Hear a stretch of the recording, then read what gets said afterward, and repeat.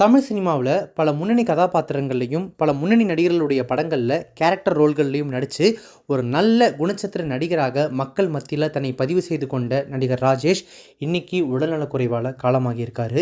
150க்கும் மேற்பட்ட படங்களில் இவர் நடிச்சிருக்காரு. சினிமாவில் 50 ஆண்டுகளை கடந்த இவர் தமிழ், மலையாளம் என இரு மொழிகள்லையும் திரைப்படங்கள், சீரியல்களில் நடிச்சிருக்காரு. 1974ஆம் ஆண்டு கே. பாலச்சந்தரின் அவள் ஒரு தொடர்கதை திரைப்படத்தின் மூலமாக சினிமாவில் நடிகராக அறிமுகமான ராஜேஷ் அவர்கள் கன்னி பருவத்திலே, அச்சமில்லை அச்சமில்லை ஆகிய திரைப்படங்களில் முன்னணி கதாபாத்திரங்களில் நடிச்சிருக்காரு. முக்கியமாக கே. பாக்யராஜ் அவர்களுடைய இயக்கத்தில் வெளியான அந்த 7 நாட்கள் திரைப்படத்தில் இவர் பண்ண கதாபாத்திரம் கண்டிப்பாக மக்களால் காலகாலத்துக்கும் நினைவு கூறத்தக்க ஒரு கதாபாத்திரமாக இப்போ வரைக்கும் இருந்துட்டு இருக்கு. இவருடைய பர்சனல் லைஃப் பற்றி பார்க்கும்போது மன்னார்குடியில் வில்லியம்ஸ் நாடார், லில்லி கிரேஸ் தம்பதிகளுக்கு மகனாக பிறந்த ராஜேஷ் அவர்கள் பள்ளி படிப்பை பல இடங்களில் படிச்சிருக்காரு.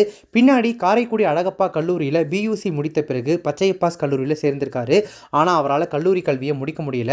இருந்தாலும் புரசைவாக்கம் செயின்ட் பால்ஸ் உயர்நிலைப் பள்ளியிலும் திருவல்லிக்கேணி எல்லட் மேல்நிலைப் பள்ளியிலும் 1972 முதல் 1979 வரை சுமார் 7 ஆண்டுகள் ஆசிரியராக பணியாற்றியிருக்காரு.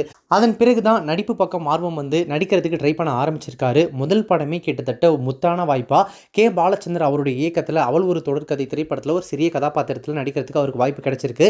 அதைத் தொடர்ந்து 1979ஆம் ஆண்டு கன்னி பருவத்திலே என்ற திரைப்படத்தில் கதாநாயகனாக நடிக்கக்கூடிய வாய்ப்பு கிடைச்சிருக்கு. சுமார் 150க்கும் மேற்பட்ட படங்களில் நடிச்சிருக்கக்கூடிய அவர் டப்பிங் கலைஞராகவும் பல திரைப்படங்களில் பணியாற்றியிருக்காரு. டும் டும் டும், மஜா, உள்ளம் கேட்குமே உள்ளிட்ட படங்களில் நடிகர் முரளிக்காக பின்னணி குரல் கொடுத்திருக்காரு. நடிகர் முரளி பொல்லாதவன் திரைப்படத்தில் தனுஷ்க்கு அப்பாவை நடித்ததன் மூலமாக மக்கள் மத்தியில் பிரபலமானவர் அப்படின்றது குறிப்பிடத்தக்கது. பொய் சொல்ல போகிறோம் அப்படின்ற திரைப்படத்தில் நெடுமுடி வேணுவுக்காக கூட ராஜேஷ் அவர்கள் குரல் கொடுத்திருக்காரு. இன்னும் பல திரைப்படங்களில் டப்பிங் கலைஞராக பணியாற்றியிருக்காரு. நடிகர் ராஜேஷ் தமிழில் 9 புத்தகங்கள் எழுதியிருக்காரு. ஒரு நாளிதழுக்காக முரண்களை பற்றிய முரண் சுவை அப்படின்ற தொடரை எழுதியிருந்தார். இந்திரா காந்தி விஷயத்தில் பாதுகாவலர்களை கொலைகாரர்களாக மாறிய முரணை பார்த்த ராஜேஷ் ஹிட்லர், டால்ஸ்டாய், காமராஜர், செல்லம்மா பாரதி, ஐன்ஸ்டைன் என 52 வாரங்கள் பல்வேறு ஆளுமைகளை பற்றி அதில் எழுதியிருக்காரு. மேலும் உலகின் தலை சிறந்த திரைப்படங்கள், சிறந்த இயக்குநர்கள், நடிகைகள், நடிகை ஆட்ரே ஹெப்பர்னை பற்றிய புத்தகம் ஒன்று உள்பட பல ஜானர்களில் அவர் பல்வேறு புத்தகங்களை எழுதியிருக்காரு. வெள்ளித்திரை மட்டுமல்லாது சின்னத்திரை தொடர்கள்லையுமே ராஜேஷ் நடிச்சிருக்காரு. சன் தொலைக்காட்சியில் ஒளிபரப்பான அலைகள், கணவருக்காக, ஆண் பாவம் போன்ற சீரியல்கள்லையும், விஜய் டிவியில் ஒளிபரப்பான களத்து வீடு, கனா காணும் காலங்கள் போன்ற சீரியல்களையும் நடிச்சிருக்காரு. 2018 முதல் 22ஆம் ஆண்டு வரை சன் டிவியில் வெற்றிகரமாக ஒளிபரப்பான ரோஜா சீரியலில் டைகர் மாணிக்கம் அப்படின்ற கதாபாத்திரத்தில் நடித்து பயங்கரமாக அசத்தி இருந்தார். இறுதியாக அவர் ஜீ தமிழில் ஒளிபரப்பான கார்த்திகை தீபம் தொடரில் தர்மலிங்கம் அப்படின்ற கதாபாத்திரத்தில் நடிச்சிருந்தார். கொரோனா காலகட்டத்தில் பலருமே யூடியூபர்களாக மாறிய நிலையில் ராஜேஷும் தான் கற்ற விஷயங்களை மக்கள் கூட பகிர்ந்துக்கிறதுக்காக யூடியூப்ல வீடியோக்களை வெளியிட்டு வந்துட்டு இருந்தார்.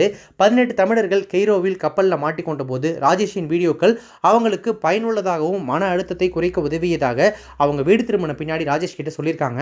அவங்க கூறிய வார்த்தைகள் தனக்கு மிகுந்த மன நிம்மதியை ஏற்படுத்தி இருக்கிறதா ராஜேஷ் பேட்டி ஒன்றில் சொல்லியிருந்தார். மேலும் ஜோதிடத்தில் ஆர்வம் கொண்ட இவர் பல ஜோதிடர்களையும் சமீப நாட்களில் ஒரு யூடியூப் சேனலுக்காக நேர்காணல் செஞ்சு வந்தார். தமிழ்நாடு அரசு எம்ஜிஆர் திரைப்படம் மற்றும் தொலைக்காட்சி கல்லூரியின் தலைவராக கடந்த 2 ஆண்டுகளாக பொறுப்பு வகிச்சிருந்தார். இந்த நிலையில தான் இன்னைக்கு காலையில் உடல்நலக்குறைவால் ராஜேஷ் அவர்கள் இயற்கை எழுதியிருக்காரு. அவருக்கு வயது 76. அவருடைய உடல் அவருடைய ராமபுரம் இல்லத்தில் அஞ்சலிக்காக வைக்கப்பட்டிருக்கு. சினிமா பிரபலங்கள், பொதுமக்கள் உள்பட பலரும் ராஜேஷின் மறைவுக்கு இரங்கல் தெரிவிச்சுட்டு வந்துட்டு இருக்காங்க. ஒரு நல்ல உன்னதமான கலைஞனை தமிழ் சினிமா இழந்திருக்கு அப்படின்னு சொல்லலாம். அவருடைய இறப்புக்கு நம்மளுடைய சேனல் சார்பாகவும் ஆழ்ந்த இரங்கல்களை தெரிவிச்சுப்போம்.